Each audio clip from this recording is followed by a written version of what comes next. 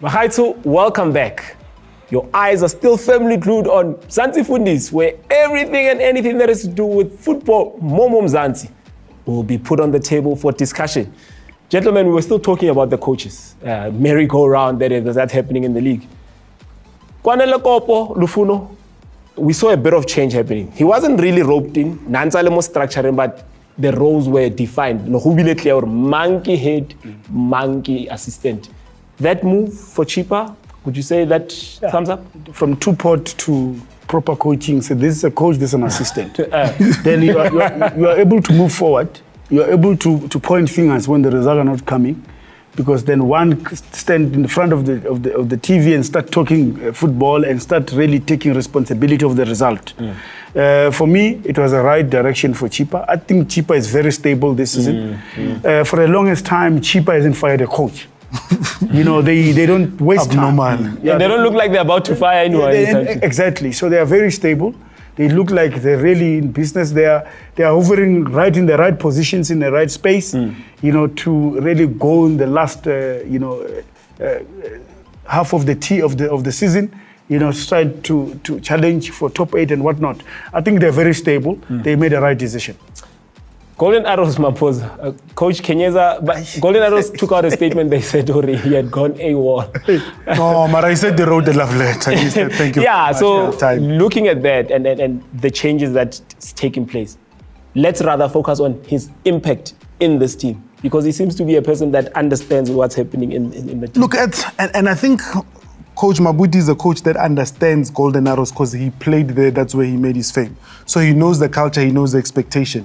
But the way the season ended last season, it didn't end very well because, I mean, remember there were even issues about psychologists and all those things.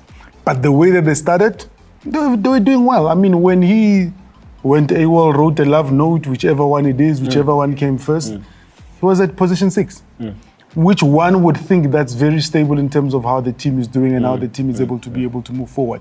I think behind the scene, there were things that happened that we don't know about. Either the coach wanted to go, we will find out where he wanted to go, or the management did not want him anymore. Because, I mean, there were certain people that then suddenly became available in the market that also know the history of Golden Arrows. So it's very interesting. I think over the next little while, the next couple of weeks, we will see who gets announced to where and how. That will give us an idea. Will we see we saw who got announced at Sundowns. Will we see changes in terms of what happened last season? Would there be an improvement looking at Cardoso and coming into the team? I think the one thing, and I've forever said this, improvement at Sundowns is trophies. Because you can play beautiful football, and I know people will say, Sundowns played beautiful football, and you look at how many trophies were Sundowns in competition for. Locally, Sundowns won 1 trophy, which was the league. And on the continent, they won the AFL. So it's still a season that was not successful. Based on what you expect, beautiful football. Go ask Pirates, any Pirates supporter, Papic played beautiful football, no trophy. Was that successful? Pirates played beautiful football under coach Micho and Rulani. No success. No trophies. Was that successful? Let me speak for myself. As a Sundown supporter, you can play, you can do... If there is no trophy to show for it, Chief, we are wasting time. We are here to win this thing. You agree? How big Cardoso chance No, you will be given an opportunity to do that, but PSL will expose you. Because PSL is a very funny league. You know, you can come and think that you can come and boss around the teams. You will find the shock of your life, because in the PSL, almost every team can beat any team. So it's not one way where maybe you are used to coach in a certain country where you can beat everyone and you only play one game against your opposition, or a season, maybe two teams or like that. In the PSL, you can beat Sundowns today, tomorrow you get beaten by Marumo Gallants. No, Maralefono is very modest. That statement that anybody can beat anybody. Chiefs can't beat anybody. Everybody wants to play against Chiefs. Mamposa, Richards Bay, we saw changes. Brakis came in. On which happened? On whose request? Well, you tell me. So did that work? I mean, the sponsors having a say? No, it hasn't worked. And for me, it's, you know, they say karma. Football's got no shortcuts.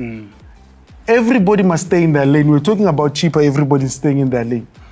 A new sponsor gets announced. We are happy for Richards Bay. And the sponsor says, no, I don't like this coach because he's not high pedigree. Where has high pedigree led you now? You are now at the bottom of the log with your high pedigree. Whereas the man who you fired is now on a trajectory that's going up at Amazon. You did not have the decency and the honor to be able to say, there's a contract that's here. Let's honor this coach who helped you survive relegation because you're staring relegation in the eye.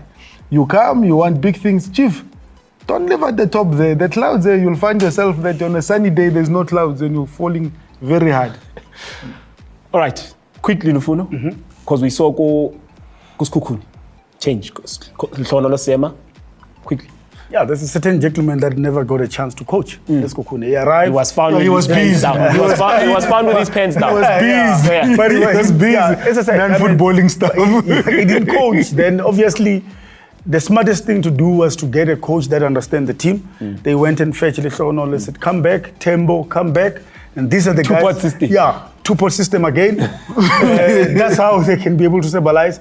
But I mean, is that good for Skokune? For me, let's have a one coach and Skokune can move forward. All right. A lot has happened with Team Inyaha, where we saw Cruz Bavaya, where we saw, there's been so many changes, but we'll discuss that. They must get a car that fetches people from the airport.